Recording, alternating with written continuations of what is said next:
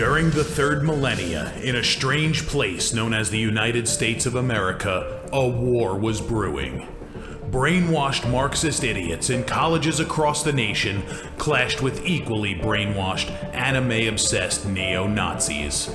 Starbucks windows were shattered, Dodge Challengers were totaled, and Muslims realized that rental vans were cheaper than plane tickets. Skinny, anemic millennials from coast to coast were hospitalized with life-changing injuries such as sprains and first-degree burns. And the heroic knights of 4chan rose up to defeat Shia LaBeouf and drive the evil villain into a descent towards a madness the likes from which he would never recover. As the enemies of freedom destroy the cities that raised them, as America begins to resemble an Iron Maiden album come to life, two heroes have risen up to fight against the culture of utter madness and restore sanity the only way they know how, by refusing to take any of it seriously. Mersh. And I said, hey, oi, let's chop your penis off. Oi, can I have me penis back? Why do you have dreadlocks, you white oppressor? Royce Lopez. Always be aborting. A always be aborting. Always be aborting. Breaking news. Breaking news, You're guys. hearing it only on our show first. Apparently Donald Trump has worked out a deal. He will get the wall. Unfortunately, it's going to be a rock climbing wall. Oh, no!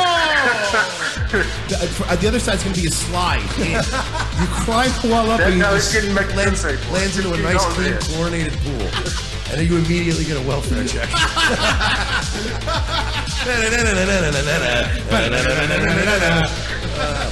egg. Oh, shit. He was a boy, he went to girl, now he wants to be a boy again. Oh, God, just stay a girl if you're going to be this indecisive. I think Caitlyn Jenner's a handsome woman with a great penis. Look, I'm not saying there's anything wrong with trannies. I just don't want to put that one's cock in my mouth. Bound forever by their mutual love of smoking marijuana, Simpsons references and affection towards Alex Jones, these two men have joined forces to bring you uncut news and opinions directly from the belly of the beast. Saving Western civilization one childish dick joke at a time, here they are, your new heroes of the Imperium, Mersh and Royce Lopez. Oh, thank you so much to our wonderful announcer, Roger Nelson, comedian, radio man extraordinaire. November 7th, Tuesday afternoon edition of Revenge of the Sis, the fastest growing right-wing comedy show in the world, and the official podcast of Zune Identity and the Space Right. Mersh, of course, Royce Lopez. What up? The champ that runs the camp.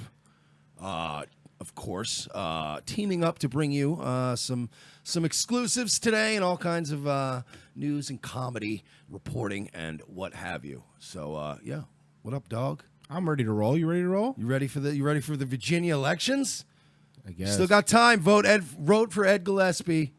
And I believe you get a rebate at the local Ford dealership for a Super Duty truck. So Yes, and try not to run anybody over on the way there. especially minority children. Yeah, we got a big show for you today. This came last night, like last second. Jacob, one of our buddies. So some of you guys are familiar with Richard Spencer. He came to Gainesville. Royce and I were there for it. That was the thing where the goofy 1980s throwback Nazi got punched in the face. Yeah. We were there to cover it. Apparently, after we left that day, there was a gun was discharged into a crowd. Yes. By some young gentlemen that were very white and had very fashy haircuts. Spencer fans. So it's been making the news rounds. Everybody knows William Fears, Colton Fears, and Tyler Tenbrick. They got into a scuffle. They're being held right now on $1 million and $3 million bond collectively, respectively. Yeah, not a pretty situation. But I am Facebook friends with one of William Fears' ex-girlfriends on Facebook, and she has been getting hammered by requests from Vice, from BuzzFeed, from several other cucked media destinations, where I guess they tracked her down because she dated this gentleman, and I guess they had some sort of a violent altercation happen between them. So she wanted to come on today. She sort of wanted to get it off her chest. A lot of people have been talking to her about it. So she agreed to come on our show because I was going to read the story first. Oh, I guess I'm sorry. We'll get her on and I'll read the Yeah, story. yeah. Let's do it with her on the air. So we're going to get her on right now, and we'll explain a little bit further what we're going to discuss today. Hello, Reagan. Yes. Hey, how are you today? Smersh Royce. I'm doing. Hi. I'm good. I'm good. Well, first, thank you so much for coming on here. For picking this of all shows to come on and discuss this about. I was just about to actually get into the story. For those of you that are not familiar, we pretty much summarized it, but there were 3 gentlemen that were white nationalists. They were there for Richard Spencer. They allegedly shot a gun into a crowd, made the news rounds. I guess through a little bit of investigating, some members of the press figured out that you had a relationship with one of these gentlemen, and they've been kind of up your ass trying to get you on there, to interview with them. Yeah, that's the case. Okay, so we had we're talking about William Fears, who was not the gentleman who discharged the weapon, but he was in the truck with the guys that did, allegedly. Now, you dated this guy fairly recently, right? Yeah, like about 3 months, but it ended in early October. Okay, so this has been, last year then, you guys broke it off. Oh, yeah, no, this is like this year. Oh, okay, so this was this year. And this was... Oh, yeah, very recently. This was in Texas, correct? Yes. Okay. Now, we got into it a little bit off the air, but I'm not gonna say anything because this is sort of your story to tell. So you dated this guy, and just tell us a little bit about it. Now, he was pretty known in nationalist circles and far right circles, right? Yeah, he was. He was kind of gaining his own little famedom here and there. And after Charlottesville, I think people started, recognizing his face. They put his picture on some articles online and stuff like that. Okay, and did you meet him? Did you meet him after Charlottesville, or were you guys already dating at that time? Well, we actually met maybe 3 days before he went to Charlottesville. So I started hanging out with him just right before he left.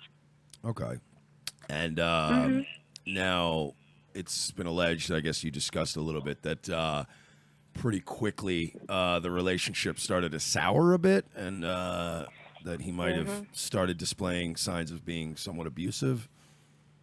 Yeah, and the thing is that I'm not sure if many people know this or not. If you Google his name, you can actually find it, and that's how I found out. He, back in 2009, was charged with aggravated kidnapping, and spent 6 years in prison because of it. Oh. And so he got out 2 years ago or something like that, and he didn't tell me. He never told me. I found out on my own, and it was already maybe 3 weeks into dating him that I found this out. And you're kind of torn at that point. You're like, oh my God, who is this guy? What has he done? And then you're kind of torn between oh, I've had feelings for them. Maybe it's changed, yada yada. But he was charged with aggravated kidnapping, and our relationship, really quickly. He's not for monogamy. He's got the whole white Sharia ideals, and it's just extremely controlling. And as much as he wanted to act he didn't care what I was doing. He, chill, whatever was what I was doing. He lost his shit if I wasn't under his thumb, in essence. And he pushed his weight around and shit, just insisting on the fact that he just was going to date other girls. He's going to fuck other girls, and I just had to deal with it. That's what women just have to do. And the men just go off and do that. That was his, big spiel. And he's always talking about his ex-girlfriends. Just, there were tons of red flags, and I just kind of, was blind to them for a long time. and it just started getting worse and worse. He showed signs of being very like narcissistic, self-centered, and just like flat out abusive. I mean, it never really got physical, but you know, it was like escalating clearly. I mean, I was leaving for the door by the time the incident occurred in early October. I believe he's the gentleman on the right. Okay, I cool. believe he's the gentleman. Sorry, we pulled up the. No. I'm sorry. He is the middle one. He's the middle guy. Okay. Yeah. So sorry, we have. Well, at least Sorry, you were, you're gonna- at least you were dating a handsome white nationalist. Well, no, Oh, my look, gosh. nobody's denying that there's some pretty good looking, boys over on the far right. I mean, let's be real. I mean, no homo, but pretty much outside of I mean, yeah. outside of the fat, the fat weird guys and the trad workers, some pretty good looking young men. So, Yeah. but so I mean, and that's sort of your, let's be honest, that's kind of your thing. You're, being friends with you online, I wouldn't say that Reagan is like into the white power movement, but she's like us, where she knows a Right. lot of these trolls online. And let's be honest, Oh, she's yeah. probably more likely to be seen hanging out at one of those events than she would be at an Ariana Grande concert. Right. Actually, Ariana Grande concert might be more dangerous. Yeah, speaking of Sharia. True. Yeah. Now, Oh my. now you obviously we're leading up to something here, but I guess eventually, how long were you dating before shit really kind of went south? You know, honestly, like, it got really deep into kind of weird shit, like, right off the bat. I mean, like, finding out he went to prison was like, oh, my God. But then he had to have everything his way, and, like, my parents didn't want him around because my mom Googled his name. And it was just immature relationship, pretty quickly there. He would, like, insult me in, like, different manners. And, like, I'm telling you, every day it was a fight over how he's showing me some girl on Snapchat. He's like an orbiter of, like, these other girls and shoving it in my face and stuff. It was just ridiculous. It was absolutely ridiculous. Now I'm not going to pile on him too much for just being a general piece of shit with his penis, because he's obviously a young man, and I'm sure if we brought some of my ex-girlfriends here and put me on trial right now, I would sound like an utter bag of shit. But that being said, but he had a history. Like, I mean, he literally went to prison for 6 years, aggravated kidnapping of his girlfriend, who at the time was 18 and he was like 22. I mean, that's his history. Like, that's what he's done the last decade. Jesus Christ. yeah. So I mean, and basically, and we'll get sort of to the incident here in a second, but I spoke with Reagan off the air. She showed me plenty of proof that she's not bullshitting here. Yeah. And now you had Vice and BuzzFeed kind of chasing you around, but you pretty much could tell right off the jump that they were going to turn this into all right-wing guys beat their women. Like, Was it their fedoras? Right? Yeah. tipping their fedora at you and being like, "Milady, let's make fun of these Nazis." But to be fair, guys, and before we get into kind of how bad it got with this guy, these guys that are very controlling and narcissistic, psychopathic, yeah, it's not like a exclusively right wing or an exclusively left wing thing. However, these authoritarian movements on all sides do tend to attract power-hungry psychopaths like a moth to flame. So it's, there are a lot of good guys out there, but at the same time, these are exactly the sort of places where you would end up finding a guy like this who is sort of controlling and wants to build a cult of personality and kind of, I do think that the Antifa and the alt-right are both rife with sociopaths. That we sort of need to start self-policing and, kind of, smoking them out, so to speak. But you guys were dating for a while, and getting to what actually ended up happening and how it ended, if you don't mind, with as little or as much detail as you want. Can you tell us kind of what happened that ended it?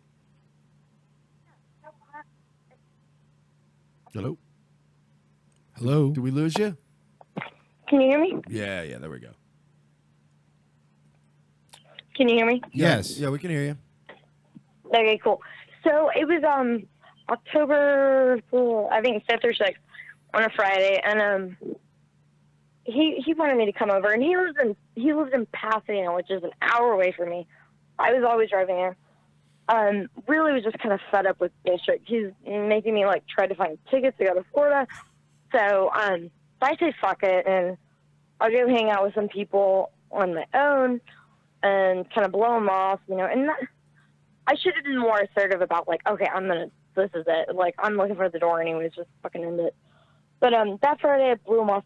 The next Saturday I like slept all day and didn't answer phone calls or anything. So he ended up like coming to my house, and my parents are out of time, mind you. You know, they're not even in the state.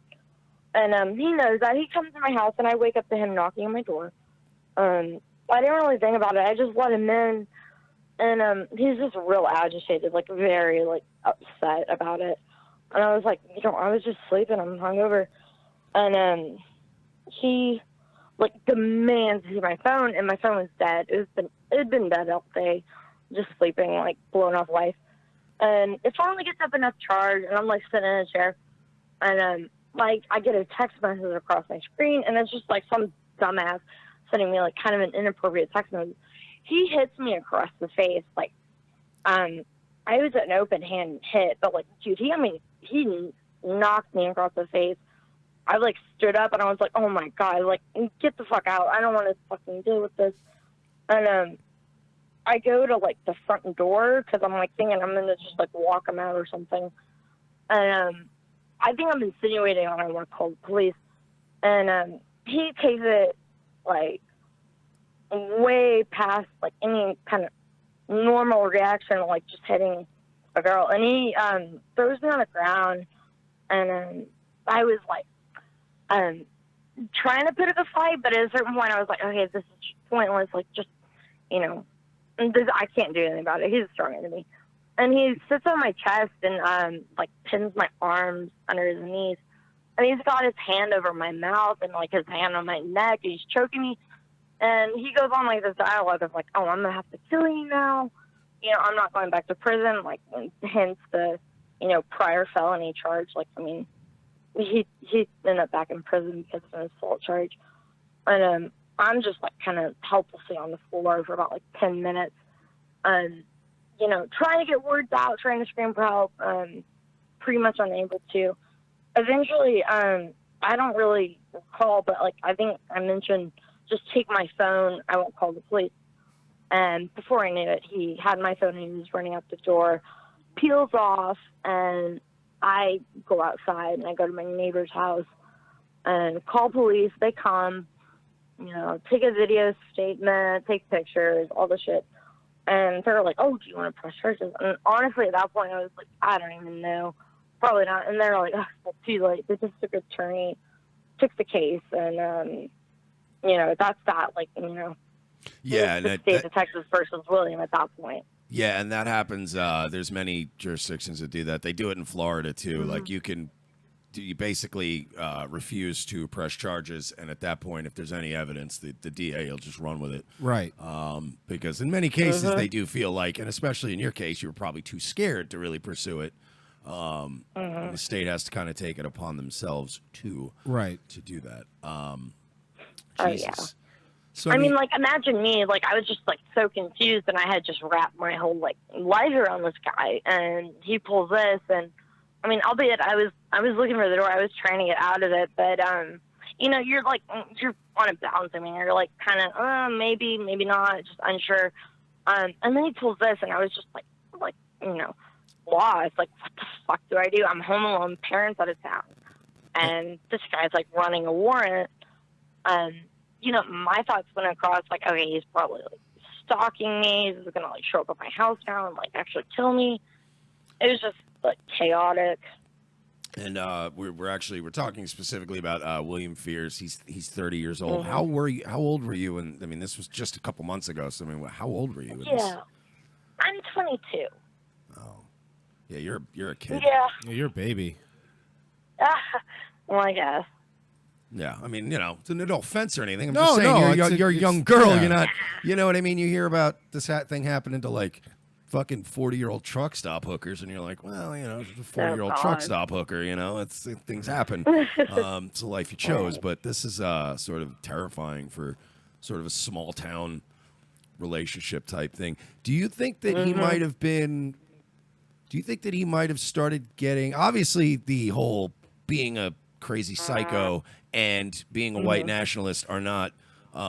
You know, one and the same thing. I mean, there are people that aren't both. But do you think that he might have been sort of attracted to this when he went to jail the first time? Because I mean, I've been to jail before. You gotta, you know, you gotta union up. You know, I'm just saying, you gotta pick your team. Right. Even casually, that you gotta choose somebody to sit down and eat with.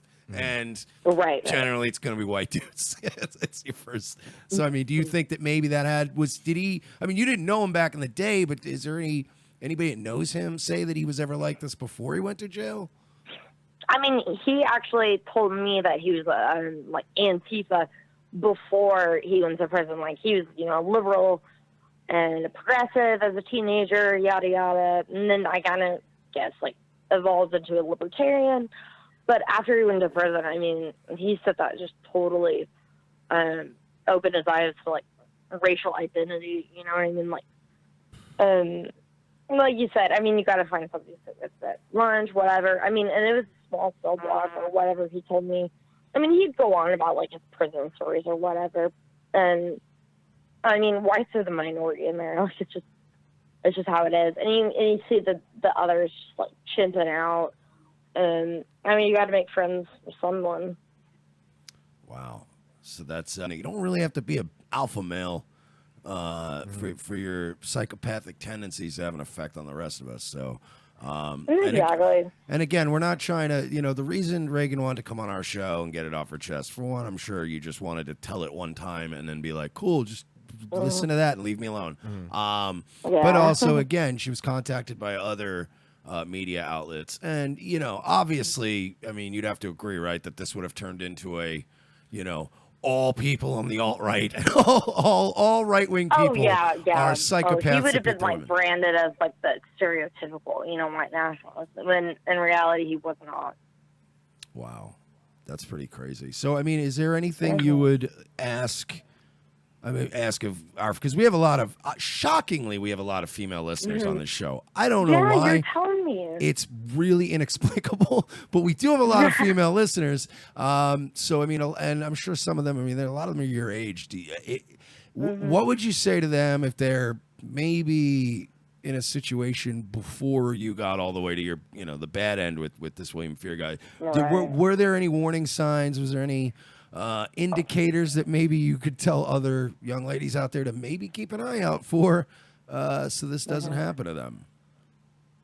Yeah, I mean, like, I'd say that girls my age are, you know, pulling the whole, like, trad girl, you know, I'm a white nationalist, like, national socialist, whatever, you know, if you're out there online, or even in, I mean, it's mainly online, but if you're kind of, like, going for that route, and you're, you know, taking interest in white nationalist guys, I mean, they aren't like exempt from, like, the problems that, like, every other, you know, population has. And when you see a red flag, like, okay, they've been to prison, they have, like, prior felonies, they've, you know, literally done things. Just keep in mind, nobody really changes. I mean, as much as they, like, want to, you know, parade around, like, oh, you know, I've changed, I've learned something from it, yada yada. Instinctively, like, they go back to what, you know, they feel comfortable doing. And, like, typically, you know, people like that, he's insecure, he's losing control of the situation. I mean, he's going to resort to what he knows best, and that's, like, you know, freaking out, assaulting someone, acting emotionally. And people just, I mean, they don't change. Like, if you find out something on somebody's past, don't take it with a grain of salt. Like, and that's an indicator of the future. And these white nationalist guys, I really think most of them, like, take the white Sharia, like, as a joke, and it kind of is a joke and stuff. I mean, there's a certain extent of, like, okay, I want a woman to be traditional and stuff, but there's a fine line between wanting your girlfriend to be traditional and controlling her life, imposing your will on her, emotionally and, like, intellectually just abusing her, like he did. I mean, just forcing his beliefs onto you. You know, it's just, you have to like follow what you know and what you're comfortable with. And as soon as somebody starts like pushing you like out of your comfort zones, just take a hike, dude. Like, there's so many fish in the sea. I regret so much not like just like hitting a road as soon as I found out, you know, he was in prison.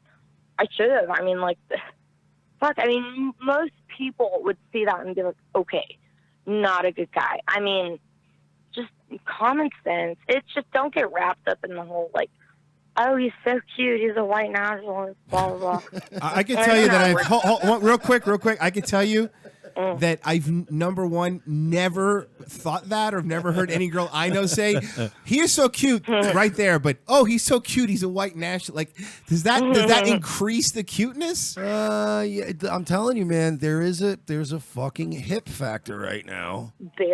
There's a With market these for guys. these, like, you know, LARPy fucking alt-right girls, and they're, you know, get their beta orbiters all around them. A whole bunch of little Ava Brauns out there, huh? Well, and I mean, it's like any other group. Any other group has a hierarchy and a caste system.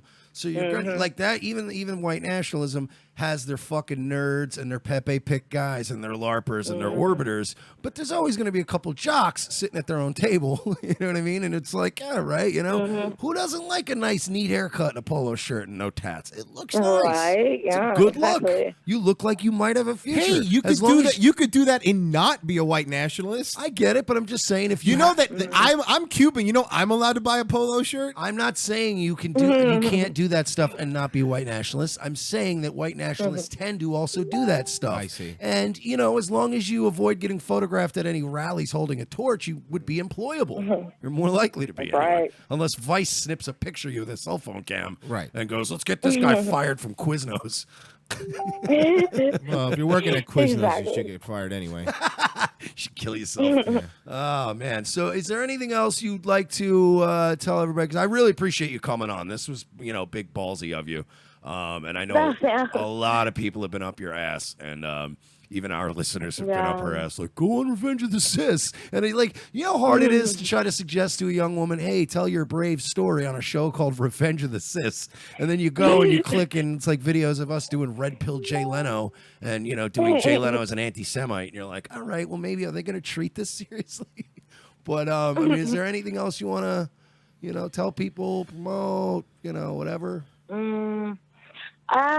mean, to all the guys out there, like, when you get a girl and you like have a girlfriend, you have a relationship and stuff, like, part of being white nationalist is like putting your family before anything else. I mean, your race. I mean, the preservation Part of of your being race. Hispanic, Having too. children. You know what I mean? That's the number one priority, and then the movement falls after that. So, if you ever get in a relationship, like, take note of that. Don't put the movement before, you know, an actual human being that you care for, because even if it's like a clouded mind and just sensibilities are just, I mean, all skewed. And I mean, you can't like get wrapped up in the movement to the point where you're like, oh, I'm going to cheat on my girlfriend because I think that guys, you know, have the right to fucking sleep with any girl they want. Their girl's got to be loyal, committed, all this other stuff. You know, it just, if you're going to be in a relationship with someone, acknowledge the fact that, like, the whole ideology is putting race before the movement. And race means having children, you know, making a family, all that. Just keep that in mind. Well, okay, but So have white babies? how about Only just thing you learn from this? how about you know, don't date someone that needs to justify their existence by being in a group, whether it's a white nationalist, Antifa, or any of those, Precisely. or anybody who needs to fucking Precisely. LARP. If you need, if anyone needs approval that much, they're not ready to be in a relationship with another human being because they're not cool with themselves Exactly. yet. It's basically, these are extensions. This is an extension of frat boy mentality. They leave a frat and they go into, whether it be Antifa, whether it be white nationalism, whether it be what the fuck ever. It's their validation is this group and this stupid ideology because they can't think for themselves, and that's my opinion, obviously. But No, it's true. It's not. No, look, I agree. I agree. No movement, your movement, their movement, Antifa, white Shuri, all this bullshit, all this identity politics bullshit. None of your movements are special. They all function based on the same psychology. the same basic 101 psychology that has been around since religions were getting founded every other week in Jerusalem thousands of years ago. It's just, one charismatic guy with a little bit of money behind him, and then everybody wants to be part of the club and, be a lieutenant. I don't think that, I don't know. I don't want to put too much emphasis on this being, because this situation's not unique, at least not in this sort of movement. It's every movement. I'm sure there's guys that are, running chapters of Black Lives Matter that beat their women and bully them and gaslight them. I'm sure there's guys that run Antifa. I mean, Jesus Christ, Jamie Kilstein and all these male feminists, they're the fucking biggest pieces of shit in the world. So, I mean, I'm just gaslighting. I mean, serious, like, the gaslighting is so serious. It's just, have you had any it's torture. fallout? It's like, you're crazy for thinking rationally. I mean, they use the movement as an excuse to just, like, perpetuate their bullshit and stuff. And I mean, like, if you have to have, like, a movement on your side to, like, even exist as a human being, like, it's just ridiculous. I mean, you remain an individual. Like, as much as, like, individualism is, like, targeted and, like, oh, you got to be collective. It's got to be, the movement.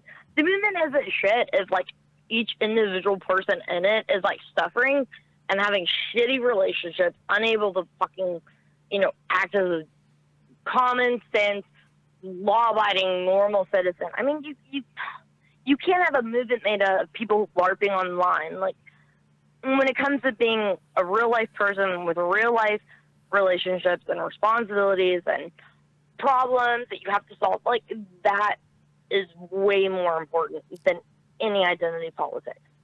So don't LARP too hard. Don't LARP too hard. Don't LARP too hard is our advice to you today. Well, I appreciate you coming on. Thank you. Really, really seriously, appreciate because that. that's shitty. That's really shitty to go through. And it's not too fun. well, we're pals on Facebook. If you ever need to chat or anything, you know how to get us. So Absolutely. thank you so much for Thank calling. Thank you. you. We appreciate it. That's All right, bye. Bye-bye. That was fucking a little bit of a downer. That was pretty nuts. A little bit, huh? Yeah. So Jesus. I don't know, man. I mean, look, the guy had a kidnapping charge, domestic violence. He's shooting a gun into a crowd of people. Maybe stop dating guys that are attracted to any of these extremist movements. But that's what I'm saying. Like, look, here's the thing. Identity politics is gross. But again, it's like, look, we sat here and we fucking railed against the stupid fucking idiots at Antifa and the alt-right, too. Like, a lot of the dummies there, too. It's like, this is the issue. Day-to-day, this isn't day-to-day people. Not everyone has time to go to a fucking rally and make a sign and scream and fight about things. People have jobs. People have shit to do. You know what I mean? Like, anytime you date a dude or a girl who needs this, you don't need them. What's it for? I mean, if they need a movement to be a person, like, that's the biggest fucking problem. Are like you said, identity politics, these little tribes now that everybody has, and if you're not part of this tribe, and they're fleeing, and now they're eating each other on both sides. It's like, enough. I want to get something straight. I hated identity politics for 8 years when Obama did it and fucked this country all up. And I hate it now with all you faggot LARPers and your white Sharia. I want to smash you all in the face, too. It's annoying. Stop. It's funny. Yeah, there's like, look, online and shit, like she said, it's funny stuff. The fucking joking. Like, to me, racism and farts will always be two of the funniest things in the world. And if you can put them both together, it's amazing. Yeah, you get a farting racist in the room and everybody's having a good time. But I mean, it's just, I get the memes and I get the jokes. It's okay to be white was brilliant. That was funny. Some of the most brilliant marketing ever. But when you start going to these dumb little like Shelbyville rallies and you're ranting about how white people are fucking marginalized, it starts to get listen, I hate listening to fucking blacks and gays and all them always, we're always so marginalized. Can you imagine how annoying I find it when I hear white people doing it? We're so marginalized. Are you? Stop it. Stop.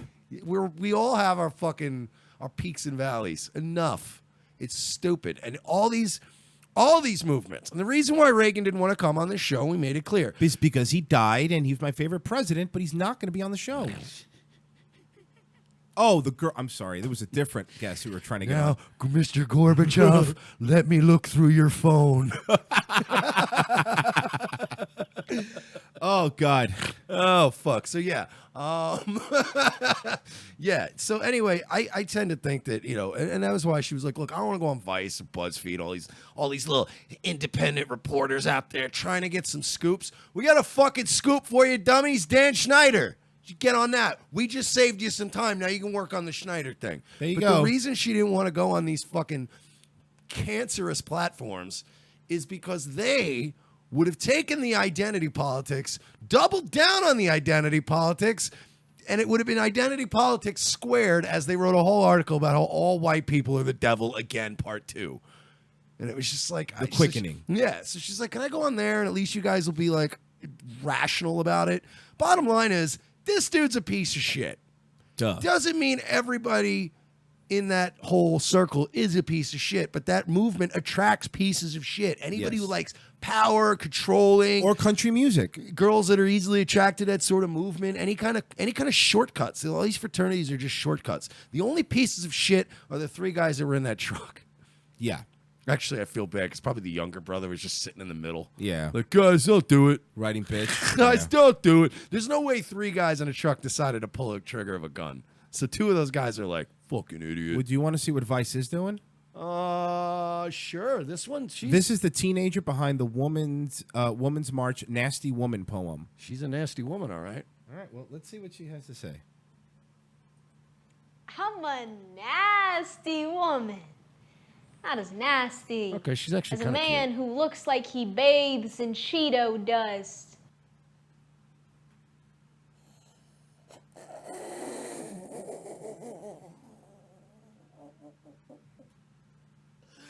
Oh, Boo! dude. Boo, Wendy! Boo, Dude. Wendy Testaburger! Boo! Boo, Wendy! Boo! Boo, Wendy! Boo, Wendy! Liar! I was less uncomfortable when we just had the girl on describing her domestic violence and attempted murder in excruciating detail. That was so cringe. Could you please play that again? Can you go back a little bit? Not nasty as a man who looks like he bathes in Cheeto dust. Okay. I can't. Why are you talking like a day shift stripper? Why does she look like a bad copy of Brittany Murphy? She really does. Yep. I hope this poem ends the same way Brittany Murphy's Night Out did. This chick sounds like a day shift stripper. We're going with today, gentlemen. Oh, you mad that we let a girl come on and warn people about No, the signs I of... think I mean, we didn't fucking Steve Wilkos it. I didn't like sit down and go, you want me to go get this guy? I'll beat him up. I was a cop in Chicago. The girl wanted that to would have fuck- been kind of entertaining. The girl But wanted I to think fucking... dude's in jail now, right? Yeah. Moral of the story: if you're gonna fuck people in extremist groups, they may be a little extreme, right? That's what I said. Like I literally said literally that said with my that. own We- mouth. Like see- to her face. To her phone call. I said you shouldn't date people in extremist groups. Is what I said. We were making that point, sir. We You brought were. I mean, this is obviously great minds thinking alike. So we brought her on and we covered it because we wanted to tell other young ladies out there who I see many of in this little circle to maybe chill out a little bit and stop dating the guys with the fucking Spencer haircuts and the stupid fucking, dumb fucking. Yeah, I mean, if the guy's got an SS symbol tattoo, he may not be playing with a full deck, you know? Yeah, I don't think this guy was full lightning bolts on the neck guy though. Like you know what I mean? He probably Yeah, was. he wasn't. He was just like a clean cut. Like a lot of these guys are pretty unassuming. The clean cut, blonde, young white kids that get the haircut and they go to a couple of fucking marches against communism. And next thing you know, they're just, basically repeating everything that Matt Parrott says. And it's like, all right, Something about press khakis, man. Brings out the devil in all of us. Yeah, white people love cargo pants, man. If you have any kind of group that involves wearing cargo pants, we sign up automatically. Hey guys, we got this new group. We get to wear polo shirts and cargo pants. I'm in. We also have to kill all the Jews and the blacks. You know what? I'm still in. Omelets and eggs. Omelets and eggs. All right, dude. Thanks for calling. Do we get to go fishing on Sundays? Want to go back to the slam poetry? Because Yeah, let's go back to the slam poetry with this toothy bitch. Not as nasty as a man who looks like he bathes in Cheeto dust. I can't. Not as nasty as racism, a fraud, sexual assault, white supremacy, white privilege, ignorance. Okay, here's the thing. This is why I hate slam poetry. I hate open mics. I hate stand-up comedians. I hate music. I hate LA. I hate entertainment. Because there's this whole thing of like, let's go. I'm going to go up and I'm going to do something terribly like this bitch does. I'm not even going to brush. The girl doesn't even brush her hair for this. How dare you, lady? Okay? Get dolled up a little bit if you're going to do this. She comes on. Sorry. They come on, they do these terrible poems, but then everybody's like, oh, yeah, you go, girl. And it's like everybody's lying to each other. Nobody thinks that's good. Nobody. Ashley Judd doesn't think that's good. Let me show you how to slam poetry. Slam poetry's done. Was Ashley Judd writing her little Cheeto poem when she was fucking straddling Harvey Weinstein's varicose vein dick? Oh, it's gross when you say it. And that taking way. his fucking payoff money, riding that dick all the way to the Oscars, Ashley Judd? Were you writing fucking Trump poems then? You goddamn hypocrite? I'd still fuck her, though. Let me keep playing it. Whoa, man. Whoa, man. She was a thief. You gotta believe. She stole my heart and my cat. Holy shit, what an amazing... Betty, Judy, Josie, and those hot pussy cats. They make me horny. Saturday morning. Girls of cartoons won't leave me in ruins. I want to be Betty's Barney. Hey, Jane, get me off this Crazy thing. Oh, God. Called love. Remember when Mike Myers was funny? That was great. I gotta watch that movie again. That's How I Married an Axe Murderer. For those of you young kids listening to the show, if you've never seen that show, if you've fuck. never had basic cable, That movie. Was that great. fucking movie. It was legitimately really underrated. It's funny, Mike Myers. It's movie. up there with me, that and that movie Nothing But Trouble. Like, there's certain movies that just got buried because they were so weird, but they're really fun. That's a fucking great movie. Great reference. All right. Dumb poetry. Or misogyny, not as nasty as trading girls like Pokemon before their bodies have even evolved, not as Can she nasty stop? as your own daughter. Can she stop shifting her accent around? Oh my God. Her accent's like she's black and then she's a Puerto Rican lady and then she's from New York and then she's an old Jew. All right, you ready? You let's keep playing it here. Okay. Work in progress. So,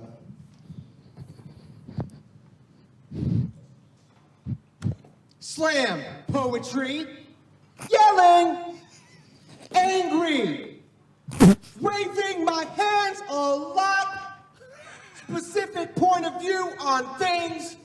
Cynthia,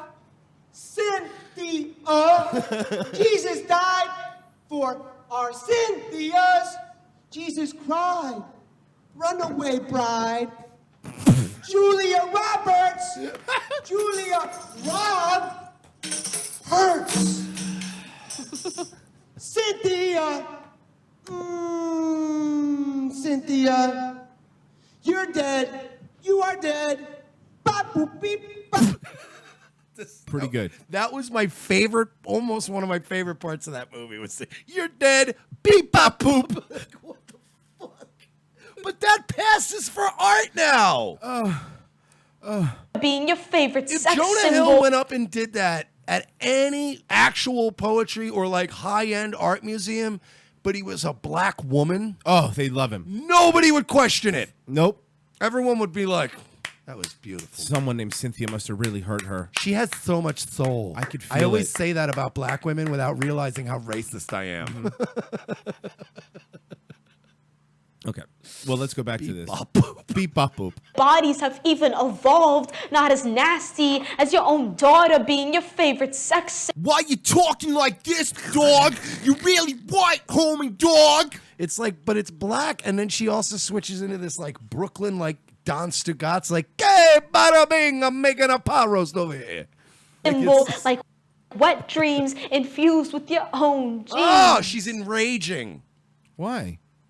She sounds like Bernie Sanders. That's who she sounds like. The top 1% of the one class, the Cheeto dust guy. You are stupid, you Cheeto dust. But yeah, I'm a nasty woman. You are gross. Speaking nasty, Franklin, You always Tennessee. dream, oh, maybe I'll go viral one day. But especially with this piece. Is she Puerto Rican? Let me see that flag again. I couldn't tell if it was Cuban or Puerto Rican. Yeah, she could be. Yep.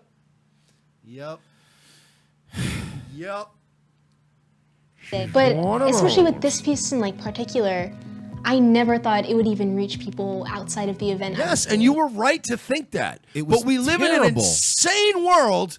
We live in this crazy place where they make dumb bitches like you viral. Not as bad as a man covered in Cheeto dust. Whoop whoop. I'm a nasty woman. You're gross. Yeah, you really are. You're fucking gross. So I didn't really think I was gonna have many chances to perform it again. Because it's terrible, and really people. is terrible. This is the participation trophy in action. This is what happens. Oh, you said bad things. It doesn't matter if it's funny or there's no context, and everyone said the same thing. It's like I said. It's the whole structure. Like Hollywood is like the ego version of the stock market and the U.S. economy and the dollar. It's all built on lies. And if anybody ever actually snaps out of it, they're going to just snap out of it and be in a room one day and be like, why are we clapping? What is this? What's this happening? for? This is all worthless. None of this is real. But then you put in the work, or you just meet the right person and it happens. Okay, person still wearing a choker. Bring you words from Nina Donovan, a 19-year-old. Speak of the devil. Now, Ashley Judd, she's a real smart lady. She really tells it like it is. Didn't she fuck Weinstein? She did fuck Harvey For an Weinstein. Oscar? Or at least gave him a handy. Okay. And maybe some mouthy. All right. So she should be used to these pearl necklaces, right? Yeah. Okay. Like, he knows, listen, he knows. Harvey Weinstein is familiar with your musk, okay, Miss Mm-hmm. Judd? So don't fucking go talking down to our 45th president of the United States. Yeah, you of let America. Harvey Weinstein look at your butthole. Yeah. So how dare you? How fucking dare you? Yeah. Harvey, let me tell you something. Even though Trump's been married a bunch of times, he's in a way more stable relationship than you've ever been in your life. Yeah. You know what? Fucking you fucked Harvey Weinstein. At least on purpose. At least Donald Trump is a United States president. The guy you fucked is a disgraced former producer who'll never work in the business again and carts a giant box of pills around to his 1 week sex rehab. Shut up, Ashley Judd. Enough of you. Stupid phone. You are dismissed, Ashley Judd.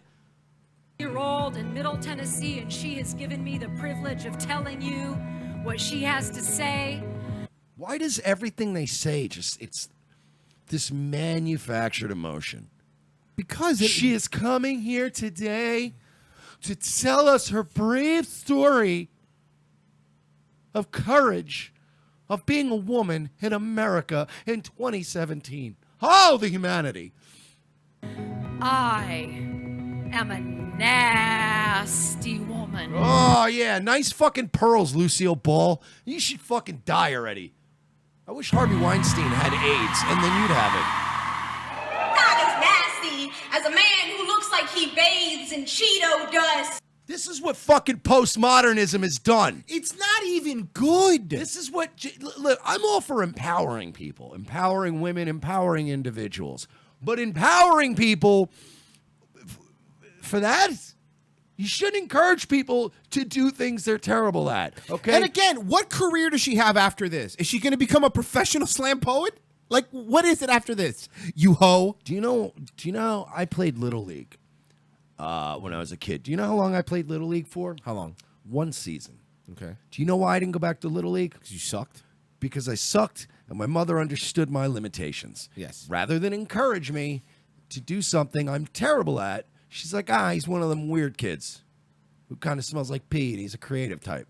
You know what I mean? And then she got me into that kind of stuff. But this idea that these fucking mildly attractive women can be like, a man coming in Cheeto dust, whoop, and you're like, that's a genius.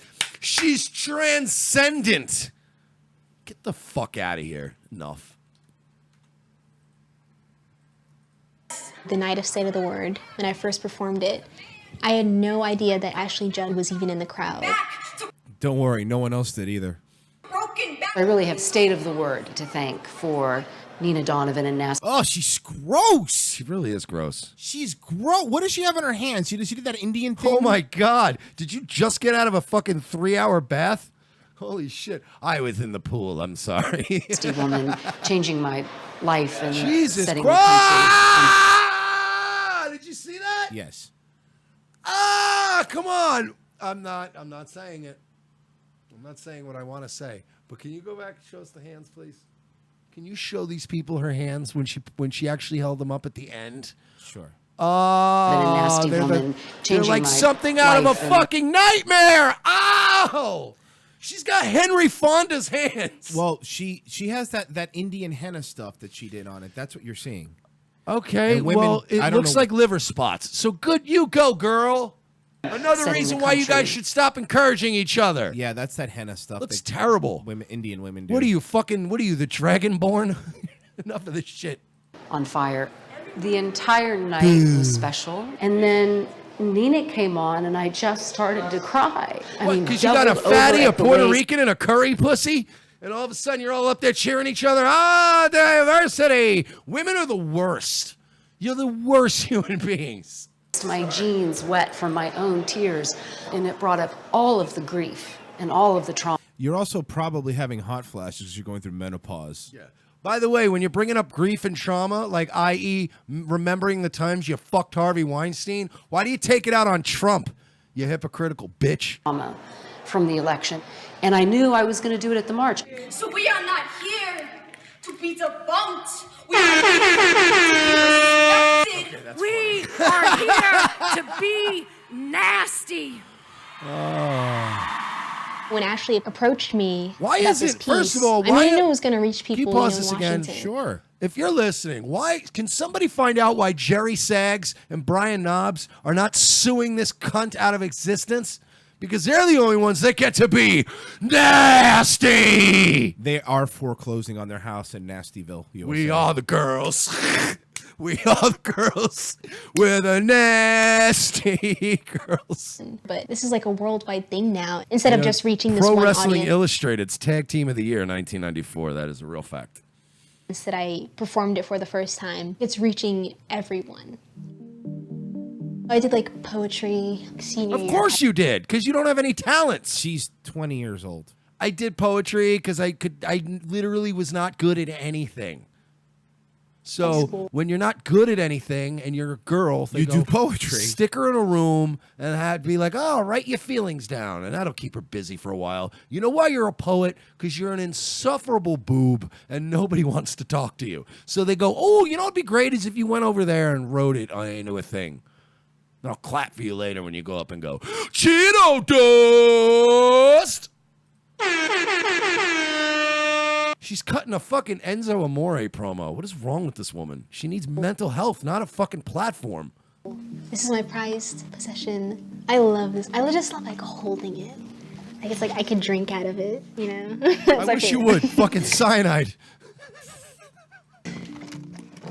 I usually write all my pieces on my phone. But yeah, back in the day, I used to be notebook all the way. Be nice. Good. Do me a favor.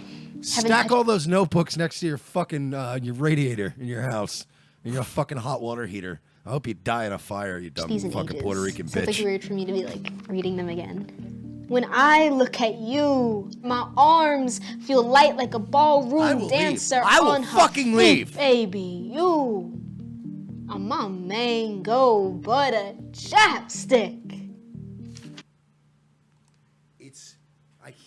I can't. It's such douche chills. That's so like, you imagine dating her? No. Well, for the obvious reasons, no. I'd rather date fucking Reagan's ex. Yeah. Get kidnapped and fucking strangled in a truck. Nancy Reagan. He'd rather date Nancy Reagan. I want to look through your phone. Who have you been talking to? You took my jelly beans. I've got to kill you now. I'm not going back to prison. Your Reagan is very close to your Jesse. It's getting very close. Your Reagan's very close to your Jesse Ventura. I'm going to kill you, you stupid bitch. But no, if you're dating this bitch, right? Right? Jew?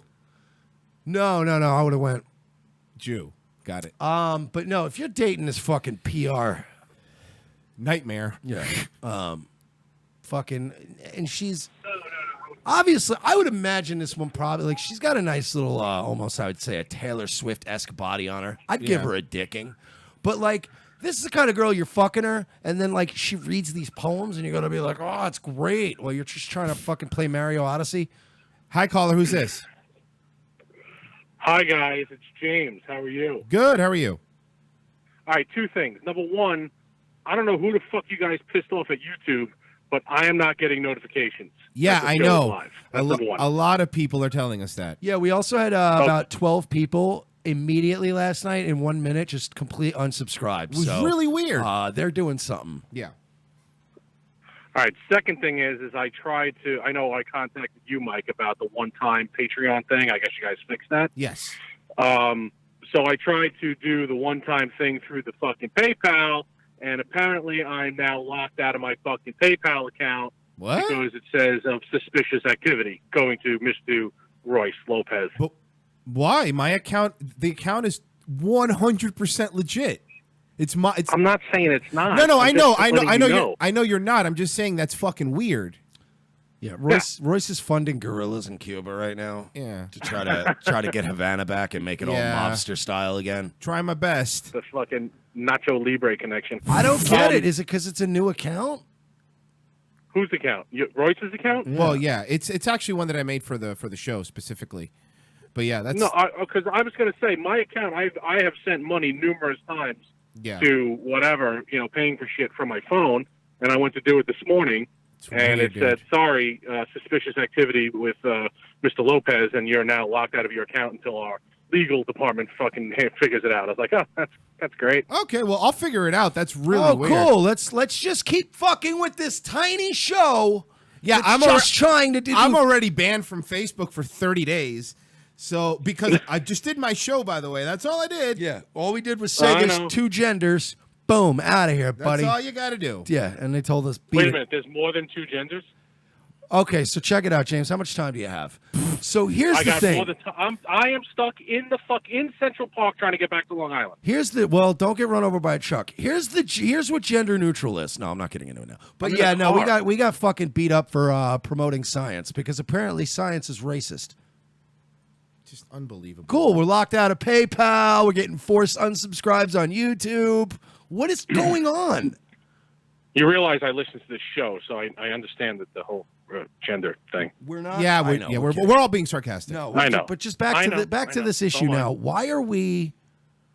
Look, our show is not big enough yet to be under attack. So I don't know what the problem is. Yeah, we're doing well, but we're not killing it yet. So it's like, what the fuck, man? I don't know. I'm just Thanks, man. We'll check it out. I'm not getting notifications, and I'm locked out of fucking PayPal now. Thanks, man. I'm sorry that you got locked out. I'll look into it after the show. Thanks, dude. Yeah, this is horseshit. You got it. All right, later. But, James does bring up a good point. If you do want to support the show, of course, patreon.com/we're not sorry. And PayPal, well, I guess not PayPal right now. You could do PayPal /Mersh Comedy, and we'll split that. You can also subscribe because we got. Okay, sorry. This yesterday was my Facebook. Today is PayPal. Look, I get it. You don't like our show. We fucking get it. Look, if you want to help us right now, patreon.com/we're not sorry. Even if it's $1 a month, $2 a month, you're helping us a lot. We're gonna work out the rewards too, because I know that they're kind of thrown together. We have to work on all that. But why don't we finish up this video, then we'll go to break. Yeah, let's get a break in. Okay, let's finish this I up. try to real quick. make every poem really different. I used to write like a lot of cheesy, like goofy love poems. And you still do. Yeah. But I don't want to be just that love poet or that political poet. I want to be just a poet. So Did you do a poem about Hillary? Nobody wants to be a Hillary killed Seth Rich allegedly.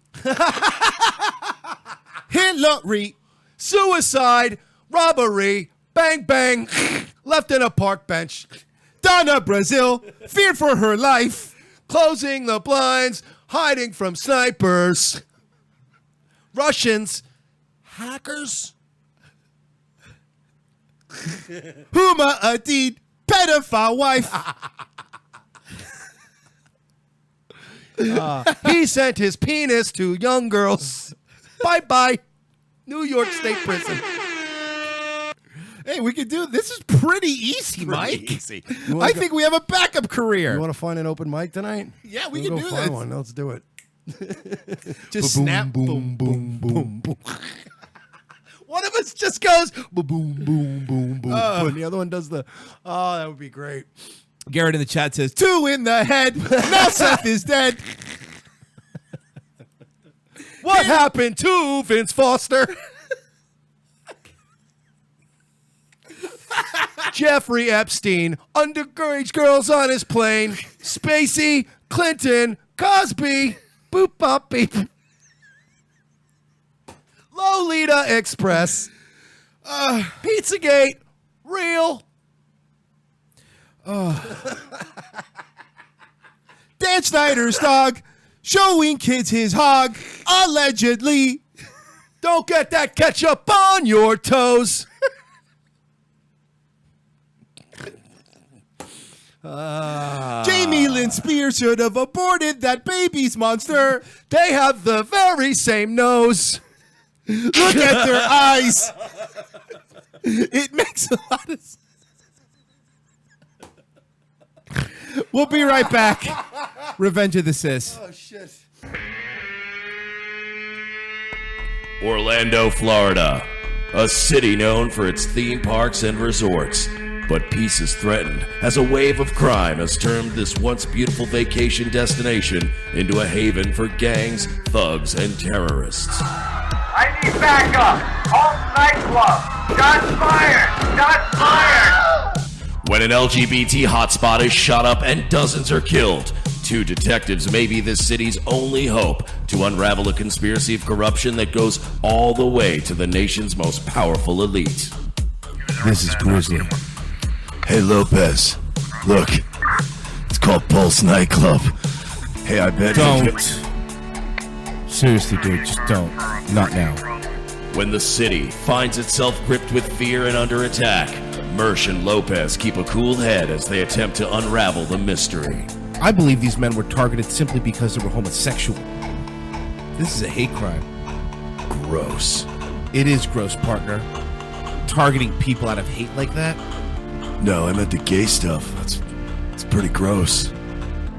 These 2 no-nonsense cops are about to find themselves dragged into a world of political intrigue and international terrorism, and they may be the only hope to save the world. I got a morgue full of dead bodies with neon mesh tank tops, a dead suspect, and no motive. The mayor is on my ass. There's more to this case than we're seeing, LT. I think it's terrorism. I agree with Lopez, Chief. It's definitely terrorism. We're dealing with a bigger fish here. As they uncover clues with their incomparable police cop work, Mersh and Lopez get close. Yeah, cool. Can leaving now be our thing? Because it's a long drive to DC. Coming up next week, Orlando's best detectives are still trying to get to the truth behind the deadliest attack in their city's history. Mersh and Lopez follow a lead that takes them all the way to the nation's capital.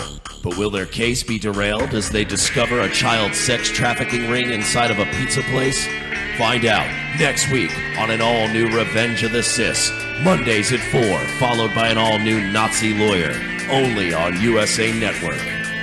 USA, what are you gonna do, watch TBS?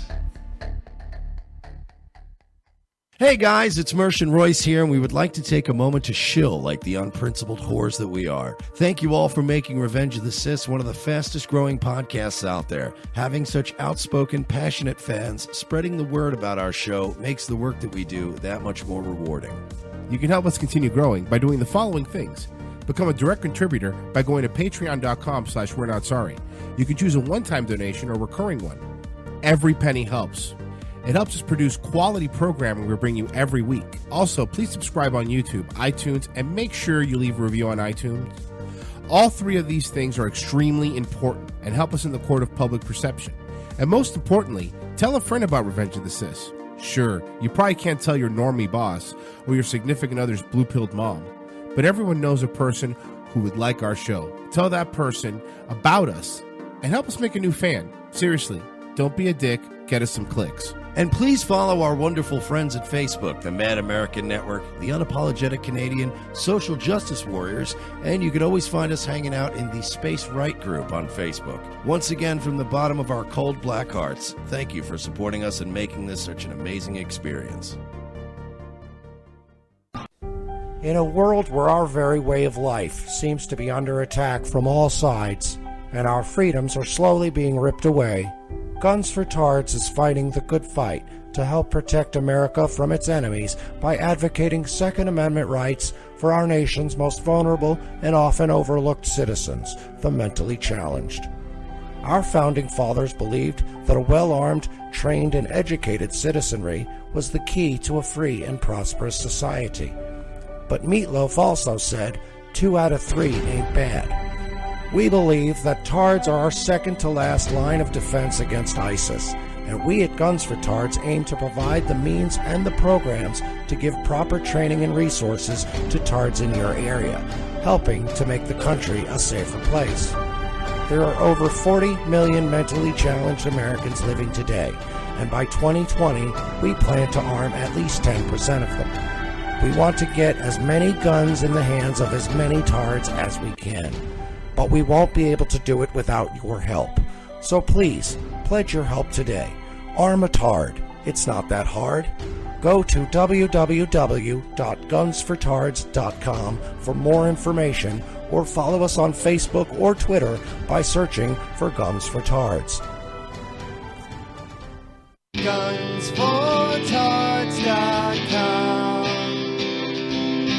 Gunsfortards.com. Gunsfortards.com. Extra rounds for folks with downs, helping to protect your town.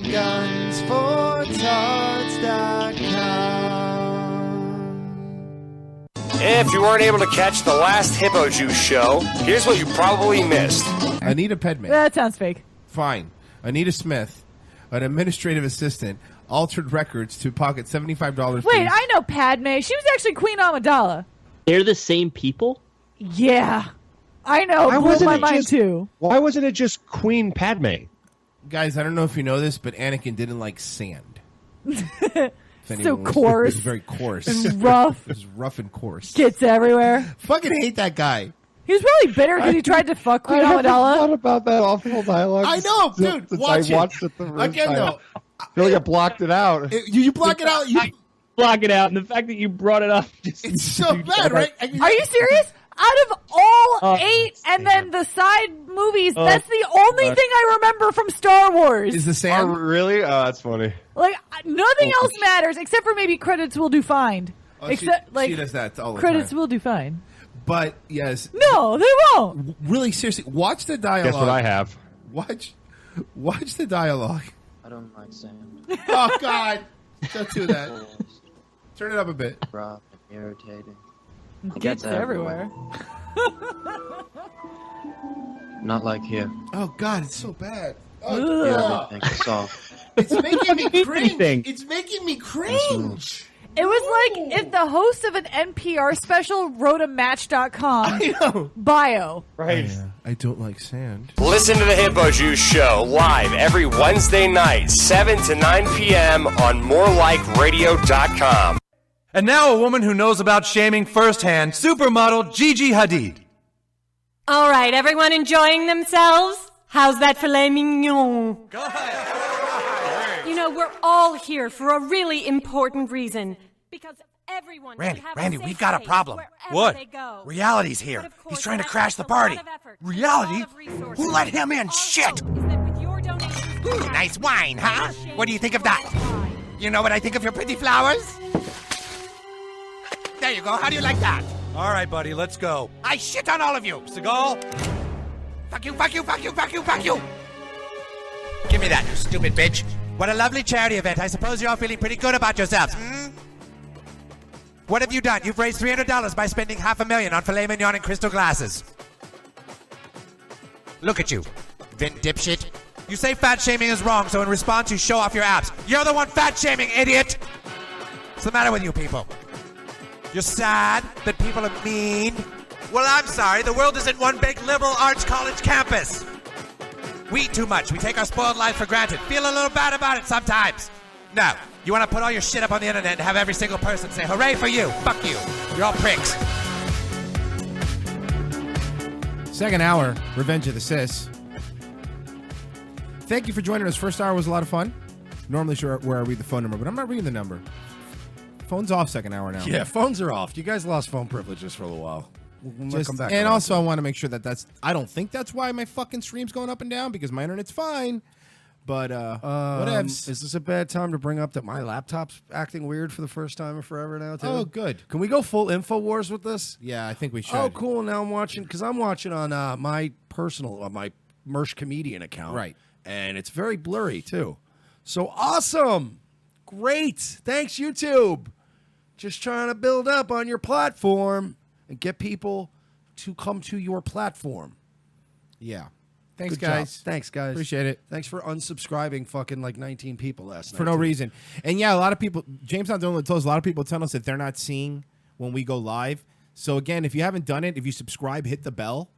That way you could see when we pop up, hopefully. But again, if anything happens on YouTube, because we never know, you could still find Revenge of the Sis on iTunes and everywhere. The audio-only part of the show will always be up somewhere. That, I'll tell you, you can search for it. Because I don't know what's going to happen anymore because my Facebook fucking went down. We're not on Facebook now because I'm afraid anything. Now, once they mark you, anything you do, they'll fucking hit you again. Yeah. So It's like the internet equivalent of having a DUI in the past. Yeah. Every time you get pulled over for the rest of your life, they're going to be like, yeah, you didn't drink tonight. No, Buddy, you have a couple beers? And you're like, no, I didn't. It's fucking 22. And we don't have Comcast, no. So that's No. it's not, I know Comcast, but it's not us. No, we're getting fucking brutalized. Also, big thank you to Garrett over at PolitiFeed for pledging $25 to us on Patreon. That was incredibly generous and awesome of you. Thank you. And, check out politifeed.net. You guys, they're doing really awesome stuff too. You guys are great. Thank you. And You for guys that, are- we're going to give you this. Oh, yes. Thank you. Oh, I've been waiting for this. Our friend Hank you.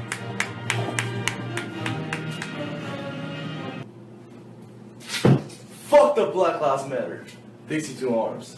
Imperial danger, show no labor, let the ride pop. Say we're 2 arms, 2 arms, 2 arms in Dixie. Set them back your thirst, defiance, set Paul the curse. And I 2 arms, 2 arms, 2 arms in Dixie.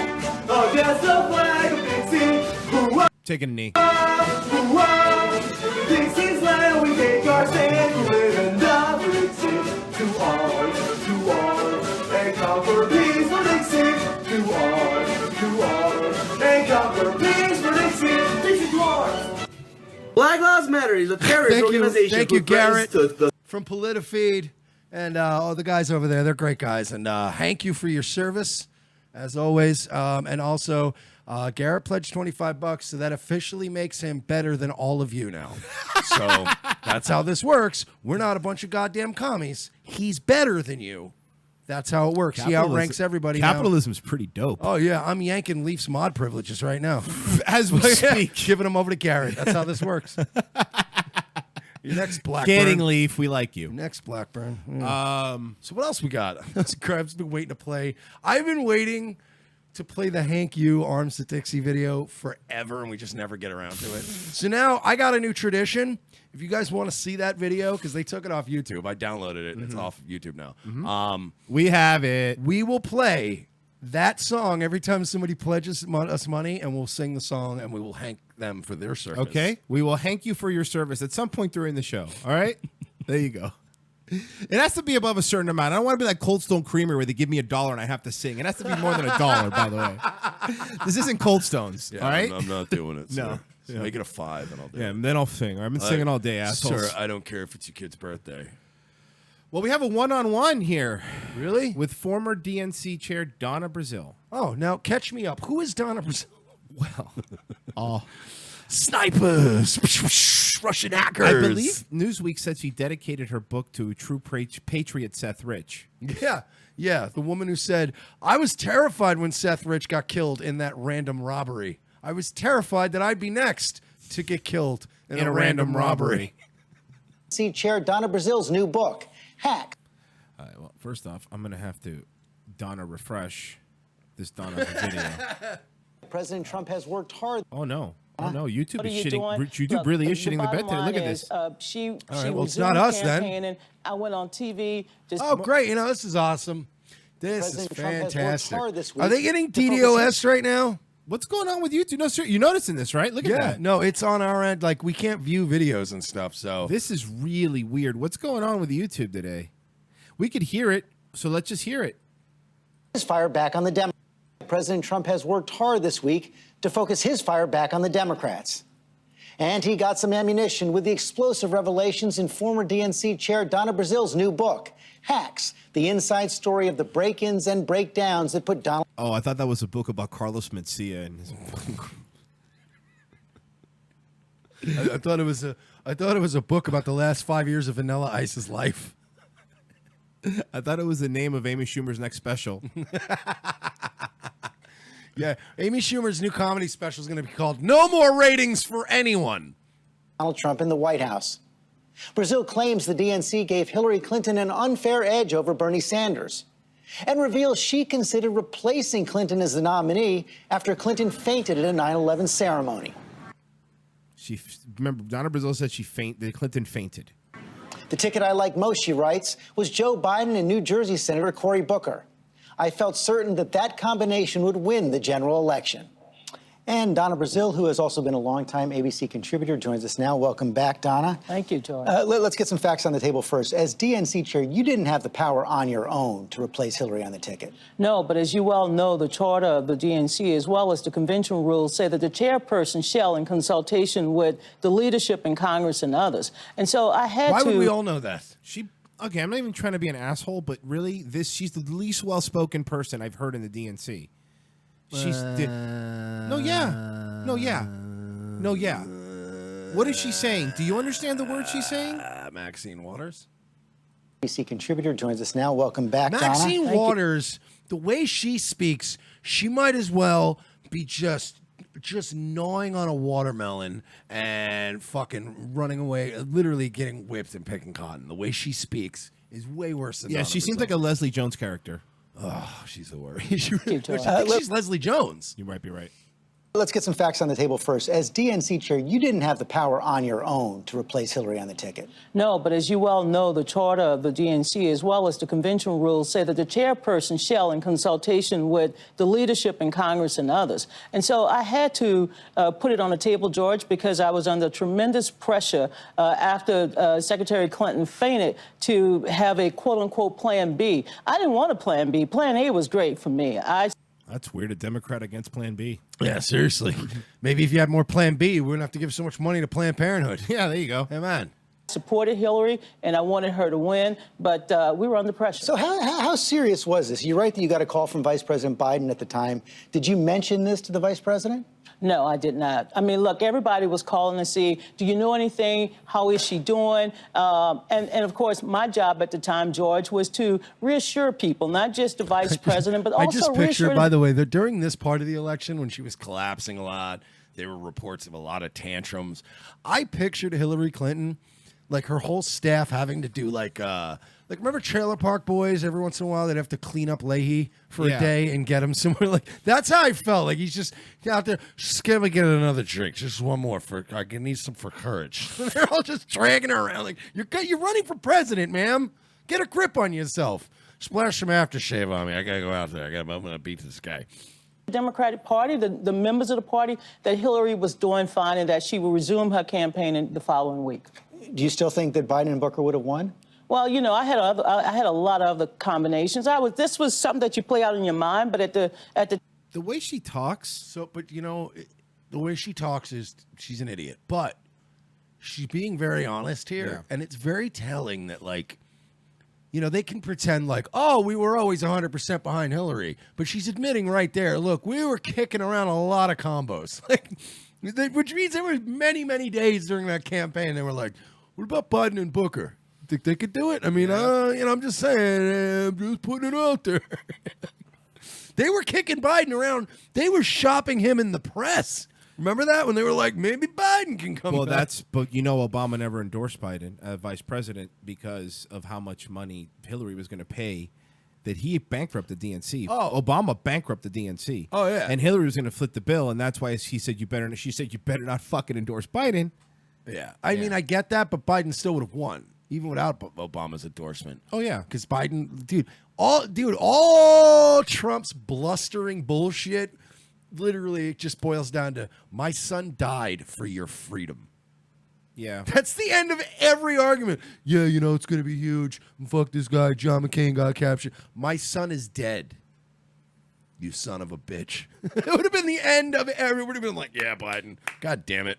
And he would have been out there in the White House right now smelling little girls' hair like it was the good old days. At the time, I was sitting next to Charlie Baker, who was her chief administrator. Clinton's campaign. Yeah, that's right. And Charlie and I put down, and we had a lot of rumors coming. I had the former chair of the We put DNC. down a lot of chicken wings. A lot. It was all you can eat wing night.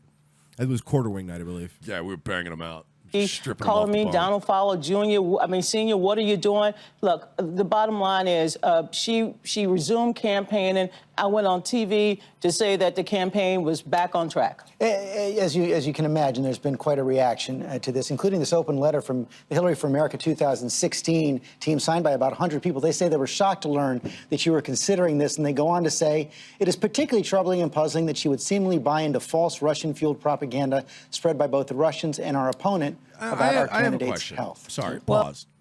It's been established that Hillary bailed out the DNC with a lot of banker money, and that's how she got the nomination and all that.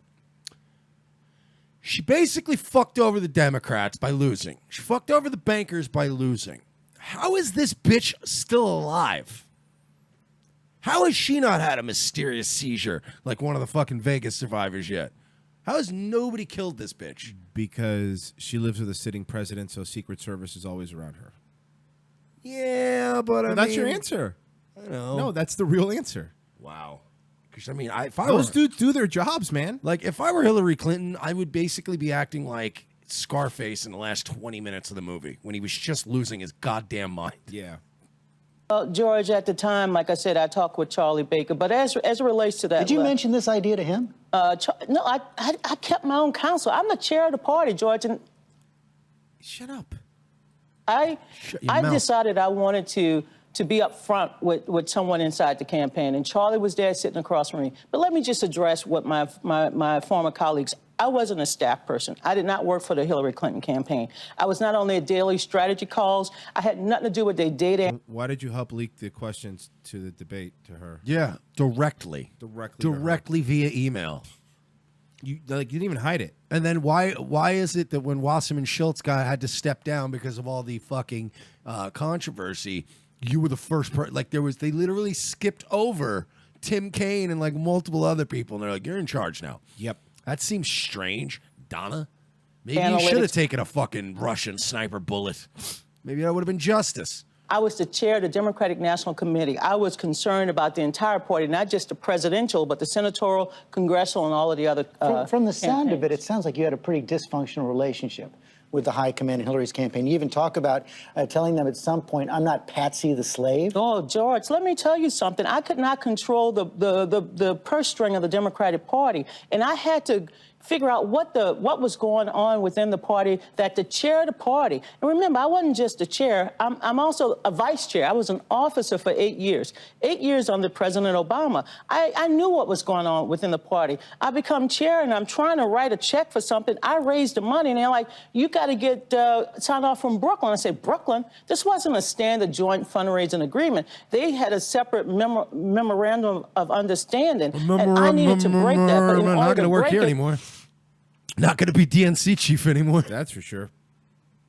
I would cause a great commotion. So Yeah, I'm not patching the slave because I got sick and tired of people telling me how to spend money when all I was trying to do, I wasn't getting a salary. I was basically volunteering my time. And what I was trying to do, George, was to increase the level of enthusiasm and passion for Hillary Clinton and the rest of the ticket all across the country. They also take I have exception a to your question. description. What is a more useless giant pile of shit? Donna Brazil or the actual country of Brazil? Probably still Brazil. Yeah. It's pretty bad. Sorry, Brazil. Yeah. You guys are still coming in first. How are those big Olympic stadiums they built for you? With all the mattresses laying in them that people sleep on. You know, the campaign right now is an antiseptic, sterile campaign inside the headquarters. A lot of people saying that is not the campaign they knew. Well, you know what? They should take a page from Hillary's book, take a look inside of what they did last year, and then they should write their own book. Hillary wrote a book, which I enjoyed reading, was part memoir. It was a history book. I love reading her book. If they don't like my book, don't buy it, but let me just say this. I have every right as a former chair of the party. Next year, I will celebrate almost 50 years in American politics. The Democratic Party is 170 years old. I get that. But And how many of those were they part of the Klan? I love how disinterested Stephanopoulos is. Yeah, I get that, but why are you here? But how do you respond? It's not just the Clinton campaign. You know, there's a lot of traffic on Twitter right now. I've gotten emails from Democrats, passionate Democrats, who say they feel betrayed by all this. Any regrets? Do I regret taking on a job the second time in my life as chair of the party, cleaning up everybody's mess, taking all of the income in, being unable to spend funds that I raised? Do I regret being on the road 100% of the time, being hacked by the Russians, being harassed, getting death threats? Do I regret any of that? George, this was worse than Hurricane Katrina in terms of the emotional toll. But do I regret? It was emotional, bro. How many people died during Hurricane Katrina? Not a lot. It wasn't a huge thing, was it? So she's saying big this deal? is worse than Hurricane Katrina? Yeah, you know, Katrina, that came and went, but this is going to affect Donna Brazil personally for the rest of her life. That's got to be tragic for her. Regret standing up for what's right, helping Hillary Clinton, helping the Democratic Party. And let me just say this, as somebody who went through the hacking experience. Yeah, what was your password? Password with a 7 or something, you idiot? Like all these people, every time you hear that they were hacked, you always find out it was something as stupid as a phishing scam that like your grandfather falls for. You know what I mean? It's never like when they say hacking, they're acting like the Russians came in like in Mission Impossible, just hanging from the roof. No, and it was specifically, it was John Podesta who fell for a phishing scam. Yeah. And it was suspected to be a porn phishing scam. Yeah. So it's basically like Roy said, your dumb grandfather either seeing titties or like, oh no, they told me they was gonna get me a free beer koozie, and I just filled out all my stuff. They said they was my bank. You're like, that's why you should have a computer. You're dumb. Now you gotta fucking short sell your house. Go to bed, Pop. I don't care if the sun's still out. Being able to tell the truth about what happened with the Russians, the attack on our government, do I regret any of that? No, I wish I could have done more, George. But you think this helps for the book to come out? Well, George, I mean... Niggas gotta eat. I got kids. I got kids I'm trying to feed, all right, George? You ain't paying my bills. Talking to me like he know me. This is a lesson of 2016. If I released it next year, they would say, Donna, you're impacting on 2018. If I release it Donna, you're impacting. George, for those who are telling me to shut up, they told Hillary that a couple of months ago. You know what I tell them? Go to hell. I'm going to tell my story. She sounds like Florida from Good Times. Oh, George. George, let me tell you. George, because this is a story of a young girl who started in American politics at the age of 9, who continues to fight each and every week of her life. I went down to Virginia. It's the story of a woman named Donna who fucked Bernie Sanders out of the presidency. Bernie's a soldier, man. Yeah. We said that last week, but he is a and I've heard people on the right go like, what a cuck. They fucked him over, and then he just takes it and he goes and endorses. No, that's a soldier, man. That's a fucking soldier. I don't, like, that, to me, that's a tougher man. Bernie would have been a bitch if he just was like, no, they screwed me. I'm going to go independent. Brr. But, like, he's legit was like, "Oh yeah, vote for Hillary. It's fine. Yep. I'll be there. I'll kiss my vote." And that's it. It was the end. You're like, "All right, what a bitch." But no, that's a soldier ass move. Last week to kick off the canvassing campaign.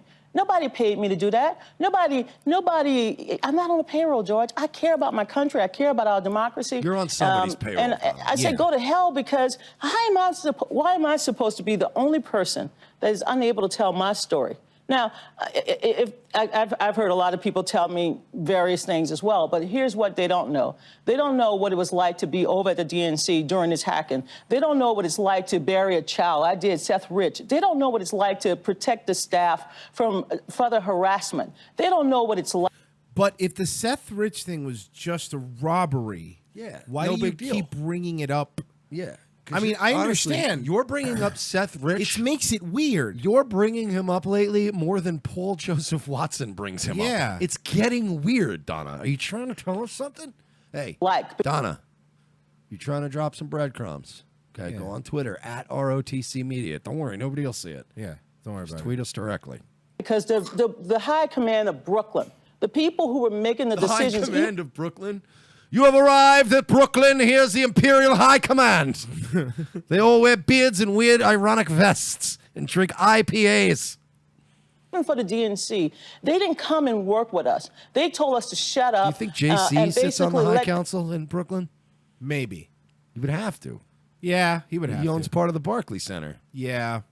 He Don't moved the win the Nets ele- there. They have to make him part of the Imperial. That was part of getting on the Imperial Council. Like, you get us our own basketball team, and he did his job. It's a shitty council. Brooklyn's not that big. Brooklyn's terrible. election. And when we tried to intervene, we had to spend money we raised to try to help them win. And Yes, that's that how was my job. politics works, you dumb fucking coos. You moron. It's like, first we had to raise the money, and then we had to use that money to get our people elected. Yeah, it's called politics. Job as chair of the party. Pretty clear you have no regrets at all right there. You just mentioned Seth Rich, who of course was killed during the campaign. Did you feel under threat? Every day, especially when Donald Trump, when Donald Trump would go out there and tweet. You know, look, I've worked. What do you You mean, can't go from Seth Rich to Donald Trump. And how do you go out and tweet? Was he not getting reception in Trump Tower? He's gonna Yeah. go outside. On I've got campaigns to all slam. night. I've got to slam a random Arizona congressman. I'll be back. I got to Don't go out on lie. the balcony. I've been called I some only of the get worst- 3 bars here. This was the worst trade deal with T-Mobile ever. Things in America. But when Donald Trump would go out there and attack me, I got the threats were just unbearable. My house right now I got every different kind of security device. I had to get my home swept. I had to get the DNC swept twice. It was horrible. As you know, he's tweeting again based on your book. Just the other day, he put out the real story on collusion is in Donna B's new book. Crooked Hillary bought the DNC and then stole the Democratic primary from crazy Bernie. Well, Wow, he really likes his adjectives, huh? Yeah. Donald This is Trump fucking likes to regular just- Mark Levin over here. Yeah. First of all, crazy Bernie. All right, a whack job over there. Okay, the DNC's bought by Hillary. distract. I mean, what Donald Trump should be focusing on right now is protecting our country from He being is. hacked again. He's doing No, it. he's not. Okay, here's how you do that. Okay, here's how you stop a hacking from happening. Step 1, don't use a private email server off-site. 2, don't hire a fucking creepy alleged pedophile as your campaign manager who can't stop rubbing his dick through his pants for 5 minutes every day and who might fall for a goddamn porn phishing. These fucking don't have illiterates working for you. You fucking goof. There was no hack. I've seen Mr. Robot. They would have to get Russians in the building and then do like a thing and then set up what do they call them? The things that intercept You got it. the things. You're nailing it. You know, like I'm a regular hacker man. They used to call me Zero Cool. No one called you that. Yeah, because I hacked a Gibson. No one can hack a Gibson. It's impossible. Just the other day, he put out the real story on collusion is in Donna B's new book. Crooked Hillary bought the DNC and then stole the Democratic primary from crazy Bernie. Well, Donald Trump likes to distract. I mean, what Donald Trump should be focusing on right now. But that's what you wrote about. You wrote that. The Politico article was about that. He's not making it up. Now is protecting our country from being hacked again. He should be working with Congress to ensure that the American people will feel confident that we are going to have a good election season. Boy, there sure is a lot of people that aren't president trying to tell the president what to do, huh? Yeah, there is a massive movement of people who blew it. Yeah. I mean, when I say blew it, you guys, you blew it so bad, you overshadowed the Super Bowl where the Falcons blew it. And I mean, Yeah. they blew it. And they blew it. But you guys fucking blew it. And now you guys want to go, oh, I'm going to sit in the back seat, though, and tell them how to drive. No, you fucking sit your ass in the back. You got caught. Stop. Season in 2017, 2018, Donald Trump loves to distract us and divide us. I'm not playing this game. He wants an investigation, the Department of Justice. Well, I think You're the one dividing them. Literally, Hillary wrote a letter to you, signed by 100 people. You guys were fighting with each other. Has nothing to do with Donald Trump. he needs to look in his own house before he tries to clean up someone else. Yeah, the White House. Sorry you got fucked over, Donna, but it wasn't Trump that fucked you over, okay? Else's house. Do you think this joint fundraising agreement was anything illegal at all? As I said at the time, George, I did not like the fact that there was an additional memorandum that spelled out what the Clinton campaign could do in exchange for bailing the Democratic Party out. I give Secretary Clinton credit for bailing the Democratic Party out because we were in debt. But I've seen the email traffic, and it appears from at least one email that the Sanders campaign was offered the exact same term. They could also negotiate an agreement of their own if they raised more money. They chose not to. Oh, but come on. You think he was going to get... Come on. You think Bernie was going to pull out fucking... Hillary money? Hillary money? Goldman Sachs fucking allegedly trafficking cocaine through Arkansas during the gubernatorial days money? No, it's not happening. Those people are fucking steeped in money. Russian money from trading uranium, speaking engagement money. Ukrainian money. Yeah, so they got... Trust me. What'd you think Bernie was going to do? You think that's what Bernie's wife fucking bankrupted that college? Maybe they were trying to come up with Clinton bucks. They're the ones that want to fuck. And by the way, look, honey, nobody cares. It's a community college. Nobody goes to it. Just sell the college off. Campaign set up a joint fundraising account as well, but they chose not to put money in it. But they also chose to allow the DNC to control what little funds they did put in it. This was a separate, what this was an additional memorandum. Right, but they were offered that same thing. Here's the email. So If what you're she raising just said was, Bernie didn't get nominated because he didn't kick in enough money. Yes. She basically just went, yeah, it's whoever has the most money was going to get the nomination. Oh, okay. That's fair. Cool. So then why did they bother having a primary? That's what I mean. It's like, no, I know, but like they come with a check. His check was smaller, so he doesn't get to be the nominee. Oh, okay. That's significantly more than the amount to cover the voter file for the DNC. DNC staff would be happy to chat with the Sanders team and come to an understanding about the best way to use those funds to prepare for the general election at the DNC. So they were offered a similar chance. George, when I She found should say out the George reason why more. the chair of the party, the chair of the Democratic National Committee, could not spend the funds, I found the agreement myself. This is the agreement they put out. This is the agreement I found. And what I tried to do, George, was to work within the parameters of this agreement so that I could hire staff, so that I could spend money that we raised, and so that I could help Hillary and Tim Kaine and all of the other Democrats win. As for any agreements or side agreements they had with Senator Sanders, I've never seen that before, George. Do you agree with Elizabeth Warren that the primaries were rigged? I don't think she meant the word rigged, because what I said, George.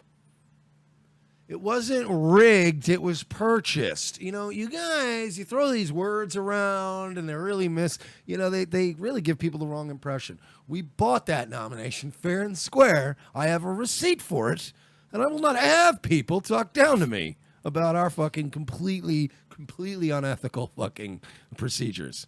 George, as you well know, after I left this show back on July 24th, I said I would get to the bottom of everything. And that's what I did. And I called Senator Sanders to say, you know, I wanted to make sure there was no rigging in the process. I'm on the Rules and Bylaws Committee. I found no evidence, none whatsoever. You know what? Fucking Saudi Arabia is on the Human Rights Commission at the UN. And so it's fucking Syria and Iraq. The fuck's your point, lady? A lot of hypocritical. You know who's on the environmental committee at the UN? China, Russia. Shut up. No, I know for a fact that I know I'm an ethical person and I don't break the rules. Notice I'm on the committee that runs the things that are the rules. Notice the DNC's argument always ends with trust us. Like, that's always how it ends. No matter how many times they break your trust, no matter what they do, trust us. You fucking people are literally Jake the Snake Roberts. Say what you want. You have Jake the Snake Roberts heel gimmick. Say what you want about the GOP, but Trump winning proves that it was not rigged.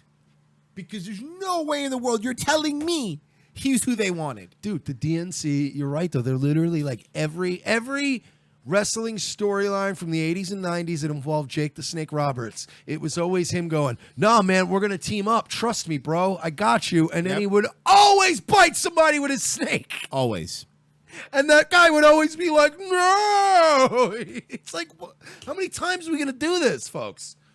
The only thing I found, which I said, I found the cancer, but I'm not killing the patient, was this memorandum that prevented the DNC from running its own operation. You also write about that email where you appear to share questions with the Clinton campaign from a debate on CNN. We're showing it up on the screen right now. And in the past, you said that sending those emails was a mistake you'll forever regret. But in the book, it seems you're still not sure you sent this email. Well, George, I mean, when you're hacked, I mean, look, I have 7 email accounts, maybe. So she apologized for it, but now she's saying that it was hacked. And why do you have 7 email accounts? You need max 2. You got a piece of paper over there? Do you have like a piece of paper you can just hand me as a symbolic thing? I can give you this. Pretend the bandana is my email. Say, do you recall writing this email? Do you recall writing this email? Let me take a look here. Yeah, it looks like something I probably would have written. Okay. Boom! Done! You goofy bitch. You know if you wrote an email or not. More. When you're hacked and you don't know, I'm the only person in America that had to go and look and say, okay, where is it? Where is it? I knew I'd sent emails, of course, George. So you're not denying that you sent this email? George, I'm not. First of all, I said straight up, I said, look, if this was sent, I know why I sent it. Ooh, someone's stuttering. You are fucking falling apart. Panicking. And this was why this segment, folks, it might seem a little long, but I sent Royce the original unedited interview because MSNBC did not put this interview up on their channel. They trimmed it down and they cut this whole why I oughta. Yeah, she fucking shut down. I love listening to people lie when they just get blindsided and they're like, but you're missing the point. Apologize. I spent the entire month of August apologizing for the leaked, hacked emails, which is a crime. And so far, no one has been charged with the crime. But I've apologized. I said, I'm sorry. But here's what I also say in the book that I thought was very helpful to the reader, and that is to tell people during this time when we were under pressure to add more debates to the schedule, I went out to get more debates. Well, CNN was the beneficiary of those debates, but I wanted more diversity. I wanted more diverse voices. And yes, I wanted issues that people cared about. People were, as you recall, Black Lives Matter. They were marching in the streets. What does that have to do with you sending an email? I don't understand. That is what we call deflecting. When you are guilty of something and you just start talking about anything else. Gotta love it. Hate to say it, Mike, but it's about that time, my friend. Oh, time, ladies and gentlemen, for us to shill. Patreon.com/We're Not Sorry. It's the best way to give this right now. I'm going to figure out the PayPal thing and all the other stuff.